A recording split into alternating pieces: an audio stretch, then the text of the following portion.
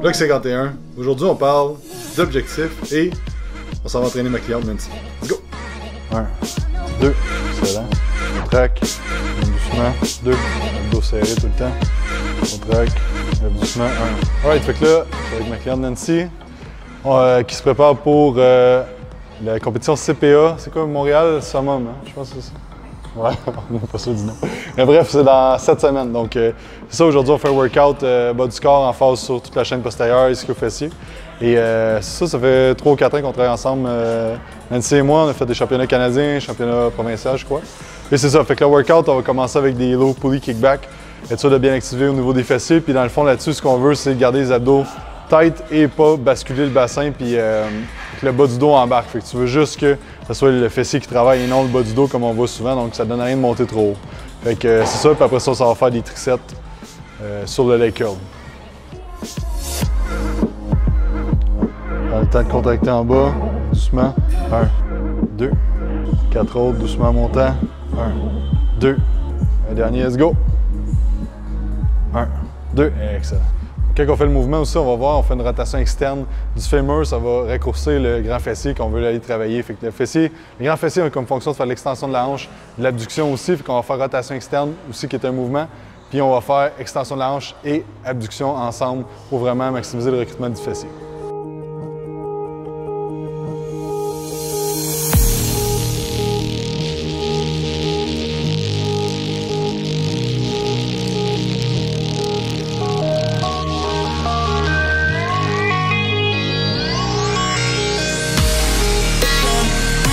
Allez, dos droit, ouais, let's go, let's go, let's go.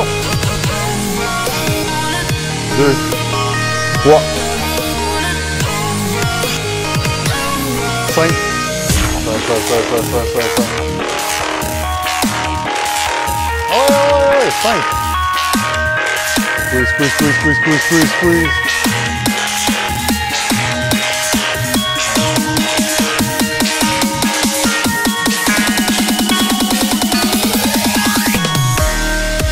Ça, 1, 2, 14, 13, ah ouais, tout de suite, 12, 3, 2, un dernier, let's go.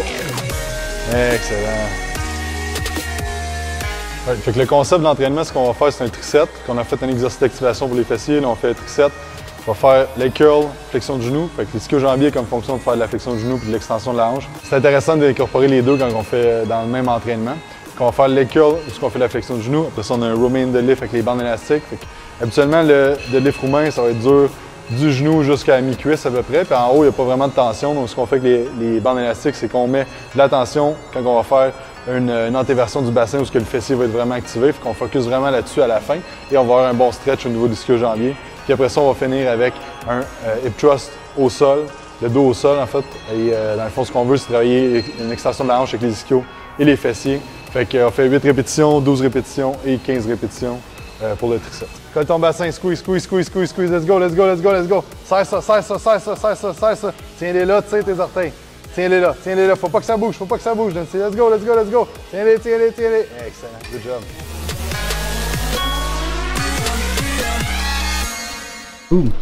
Alright, donc là, en fin de semaine, on donne une formation sur la biomécanique appliquée pour l'hypertrophie.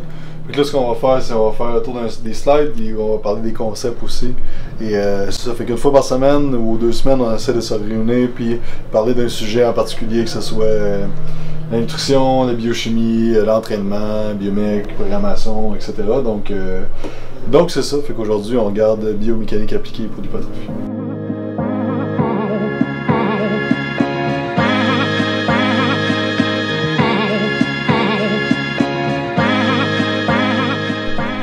Aujourd'hui, je voulais vous parler de comment se fixer des objectifs. Donc, c'est quelque chose que souvent ça va arriver juste le 1er janvier, on se met des bonnes actions, whatever, qu'est-ce qu'on veut faire dans l'année. Finalement, on passe ça de vue puis on réalise pas qu'est-ce qu'on veut réaliser dans l'année. Donc, comment se mettre des objectifs, que ce soit perte de poids, prise de masse musculaire ou dans votre vie en général, ça prend quelques étapes et quelques trucs pour que ça se réalise. Donc, premièrement, il faut savoir c'est quoi. Tu veux-tu perdre du gras? Tu veux-tu prendre la masse musculaire? Tu veux-tu prendre 20 livres dans ton année? Tu veux-tu partir une business? Tu veux-tu être en santé? C'est quoi que tu veux vraiment? Ok, fait qu'on va dire, par exemple, on veut prendre la masse. Okay? Fait que ça, c'est souvent ça que les gens arrivent, viennent me voir, ils me disent « Moi, je veux prendre la masse. » Ok, fine. Fait que ce qui est important après ça, c'est d'aller dans les étapes, puis de voir, tu sais, profondément, c'est quoi tu veux vraiment. Donc, pourquoi tu veux prendre la masse? C'est quoi qui est important pour toi à prendre la masse? C'est-tu... là, le monde va me dire « Ah, je veux juste mieux me sentir, être mieux dans ma peau. » Ok, ben ça peut déjà être un début de... Tu te sens pas bien dans ta peau, tu veux prendre la masse parce que tu t'en aigues, puis etc. Donc, ok, excellent. Donc, après ça, c'est à demander, c'est quoi les valeurs profondes qui sont associées à ça? Fait que ça, c'est-tu l'estime? C'est-tu de te faire aimer par les autres? C'est quoi qui est important pour toi? Puis il n'y a pas vraiment de mauvaise réponse, tu sais, de te dire que tu veux venir plus musclé parce que tu veux te faire aimer et respecter par le monde.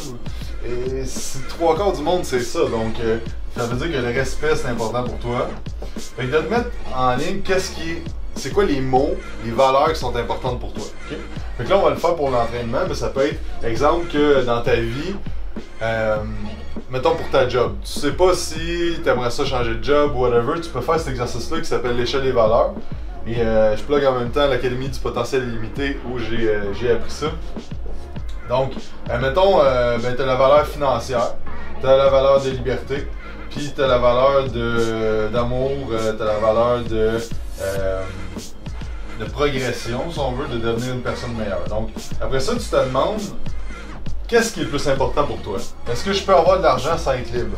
Si tu dis, moi dans le fond, je suis capable d'avoir de l'argent sans être libre, ça veut dire que l'argent est plus haut que la liberté. Mais si tu dis, être libre, c'est toujours plus important que l'argent, ça veut dire qu'il faut que tu respectes cet ordre-là.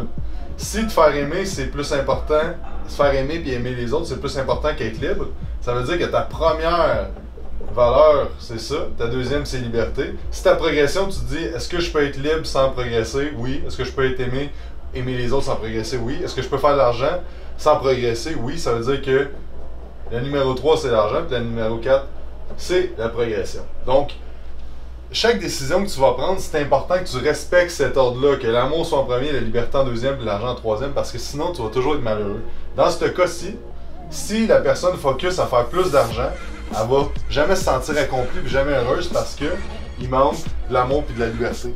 Et au contraire, si elle a beaucoup d'amour, beaucoup de liberté, elle a moins d'argent, elle va se sentir mieux, la personne elle va être plus heureuse dans sa vie. Donc, même chose pour les valeurs au niveau de l'entraînement. Tu sais, si le respect c'est ta valeur numéro 1, ben peu importe ce que tu vas faire, faut que tu te sentes respecté dans ce que tu fais, puis faut que tu respectes les autres. Bref, de savoir tes valeurs profondes, ça va t'aider beaucoup dans ton cheminement au niveau de tes objectifs. Fait que on a dit pourquoi, mettons, c'est manque d'estime. Okay. Puis on s'entend que le manque d'estime dû à la shape, ça va jamais changer. Donc si tu prends de la masse et tu manques d'estime de toi, même si tu deviens super musclé, tu vas quand même manquer d'estime de toi. Mais ce que je vois souvent, c'est que dans le processus de prise de masse, tu as un gain de confiance qui va se faire parce que tu réalises, tu te rends compte que tu es capable d'accomplir des choses et là, tu te fais un estime. Mais c'est pas le final qui fait en sorte que tu as plus d'estime. C'est le chemin que tu parcours à travers tout ça. Donc ensuite, comment? Comment je vais faire pour atteindre... Je veux prendre la masse parce que je vais avoir plus d'estime puis je vais me faire respecter. Comment après ça je vais faire? Fait que là, c'est là que tu viens avec les solutions. Je vais engager un coach. Je vais m'entraîner 4 à 5 fois par semaine. Je vais bien manger. Je vais prendre soin de mon sommeil, ma digestion, etc. Donc, fait que là, j'énumère tout ce que j'ai besoin de faire pour atteindre mes objectifs. Ensuite de ça, prioriser. Fait qu'il faut prendre en considération que si ton but ultime, c'est de prendre la masse, avoir plus d'estime, se sentir respecté puis aimé, puis tu es prêt à faire toutes ces affaires-là, il va falloir que tu sacrifies, entre parenthèses, certaines choses ou tu fasses des choix en conséquence de qu'est-ce que tu veux vraiment atteindre. Donc là, prioriser, ça veut dire que ben ça se peut que si tu sortais 2 fois par semaine avec tes chums, ça va pas aller vraiment en ligne avec tes objectifs ultimes. Si tu mangeais de la malbouffe à tous les jours, ça va pas en ligne. Fait que c'est de voir qu'est-ce que tu veux vraiment accomplir puis éliminer qu'est-ce qui va pas t'aider. Si tu as des relations qui t'aident pas dans ta vie, des amis qui t'aident pas, qui sont tout le temps en train de te dire pourquoi tu fais ça, t'es correct comme t'es fatiguant à manger tout le temps bien, pourquoi tu manges de même? Tu sais, j'en entends des milliers d'affaires, puis le monde, faut prendre en considération que les gens, ils ont jamais c'est jamais négatif qu'est-ce qu'ils veulent faire. Ils ont toujours une intention positive en arrière de qu'est-ce qu'ils disent. Donc si tu te fais juger parce que tu as un mode de vie différent, ces gens-là ont une intention positive et c'est souvent personnel. C'est qu'ils se sentent délaissés par toi. Ils veulent pas que tu t'en ailles dans un autre mode de vie puis eux ils restent là. Ils se sentent diminués face à toi. Donc ça peut être un paquet d'affaires. Mais bref, c'est ça. Donc prioriser, savoir c'est quoi, ok, numéro 1, numéro 2, numéro 3, qu'est-ce que j'ai à faire. C'est quoi mes priorités à ce niveau-là. Et aussi, avec ça, il faut que tu fasses le SMART. Ça veut dire, c'est quoi le SMART? C'est spécifique, mesurable, atteignable, réaliste ou responsable et temporel. Donc, de se mettre un objectif qui est spécifique. Prendre la masse. C'est quoi je veux prendre la masse? Ok, je veux prendre 15 livres cette année. Mesurable. 15 livres. Atteignable. 15 livres à un an, ça se fait. Réaliste, ça n'est pas la même chose. Temporel, en combien de temps? En 12 mois, en 6 mois? Puis une affaire que j'aime faire, c'est que je veux prendre 12 livres en 15 livres en 12 mois. Ok, ben, en 6 mois, j'ai besoin de prendre combien? En 3 mois, j'ai besoin de prendre combien? Puis en 1 mois, j'ai besoin de prendre combien de livres? Là, tu t'y mets, puis là, dans le fond, tu peux suivre à tous les mois, à toutes les semaines, est-ce que tu es en ligne avec tes objectifs? Plus tu vas macro au début, donc le gros objectif, tu descends très micro à la base, ben là, après ça, tu vas être beaucoup plus enclin à atteindre tes résultats, tes objectifs. Donc, ce qui arrive, c'est que si ton pourquoi ici, ok, tu te dis, moi, je veux prendre la masse, juste pour le fun. Ok, pour le fun. Est-ce que c'est le fun de prendre la masse? Pas en tout. Ok, c'est pas facile, puis c'est pas le fun. Si tu commences à te dire ça que c'est le fun, puis tu regardes pas c'est quoi tes valeurs, tu regardes pas rien de ça, tu regardes pas tes priorités, ton taux d'avoir tes objectifs, d'atteindre tes résultats va être à peu près de 10%. Okay?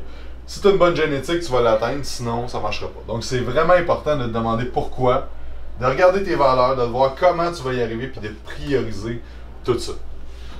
Ensuite de ça, si on parle. Fait que ça, c'est vraiment la shape, là, c'est ça l'exercice que je ferais pour atteindre tes résultats dans le gym. Okay? Ensuite de ça, il y a de quoi qu'on peut regarder aussi dans ta vie en général. Fait que, l'affaire que j'aime faire, c'est voir, ok, mais c'est quoi mes expériences de vie que j'aimerais réussir, que j'aimerais faire en fait.